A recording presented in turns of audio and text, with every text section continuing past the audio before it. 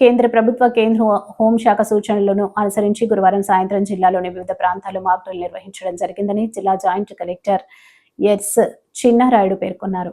ప్రతి విషయాన్ని ప్రజలకు అర్థమయ్యేలా వివరించామని తెలిపారు. ఈ సందర్భంగా అదనపు SP D Subbaraju, RDO R Krishna Naik, జిల్లా అగ్నిమాపక అధికారి మార్టిన్ లూథర్ కింగ్, జిల్లా వైద్య ఆరోగ్య అధికారి డాక్టర్ కె వెంకటేశ్వరరావు, సిపిఓఎల్ అప్పల కొండ, DIPRO CH Srinivas, ARDSP Ravikumar, రాష్ట్ర సమాచార కేంద్రం ఇన్ఛార్జ్ సహాయ సంచాలకులు ఎం లక్ష్మణాచార్యులు, సహాయ ఫైర్ అధికారి శ్రీనివాస్, తహసీల్దార్ పాపారావు, డిఎస్సి అగ్నిమాపక వైద్య ఆరోగ్య పోలీస్ రెవెన్యూ అధికారులు, సిబ్బంది, ఇతర బృందాలు సభ్యులు పాల్గొన్నారు.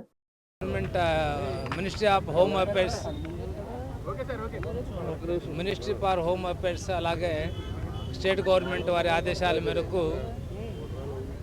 మన రాజమండ్రిలో అంటే మన ఆంధ్రప్రదేశ్ రాష్ట్రానికి సంబంధించి విశాఖపట్నానికి మనం కేటగిరీ 2 కింద ఇవ్వడం జరిగింది.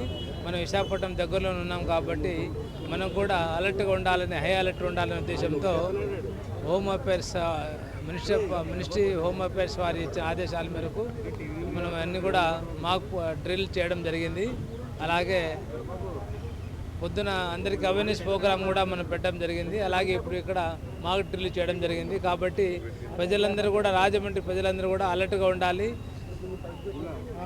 ఏనాడైనా ఎప్పుడైనా కూడా మనకు ఇన్సిడెంట్ జరిగే అవకాశాలు రావచ్చు అనే ఉద్దేశంతో మన జిల్లాలో అక్కడక్కడ ఎయిర్పోర్టును, తర్వాత కొన్ని ఇండస్ట్రీస్ ప్రాంతంలోనూ అన్ని చోట్ల కూడా ఇలాంటి మాక్ డ్రిల్ చేయడం జరుగుతుంది. కాబట్టి అందరూ కూడా అలర్ట్ ఉండాలని భావిస్తున్నాం.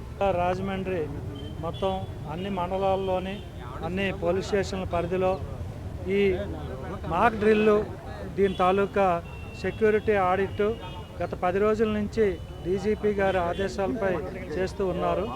అలాగే మా కలెక్టర్ గారు, ఎస్పీ గారు ఇన్స్ట్రక్షన్స్పై నిన్నటి నుంచి మేము ఈ ప్రాక్టీసు అన్ని మండలాల్లో ఎంఆర్ఓలు, అలాగే అన్ని సబ్ డివిజన్లో ఆర్డీఓలు, డిఎస్పీలతోటి, మా ఎస్ఐలతోటి, సిఏలతోటి అనుసరించి తప్పనిసరిగా ప్రజలకు హెచ్చరికలు కానీ సమయస్ఫూర్తిగా ఏమేమి చేయాలి అనేది నడుచుకోవాల్సిన విషయాలని చెప్తున్నారు.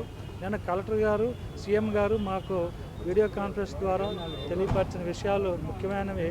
ఒకటి, ఈ రోడ్డు మీద ఈ అలారం వచ్చిన వెంటనే ఎవరూ కూడా పరిగెట్టకూడదు, నడవకూడదు. సింపుల్గా క్రాలింగ్ చేయాలి. అంటే ఇలాగా రోడ్డు పైన పడుకున్నట్టుగా ఉండి ఈ చెస్ట్ గ్రౌండ్కి టచ్ చేయకుండా, హార్ట్ ప్రాబ్లం లేకుండా చూసుకోవాలి.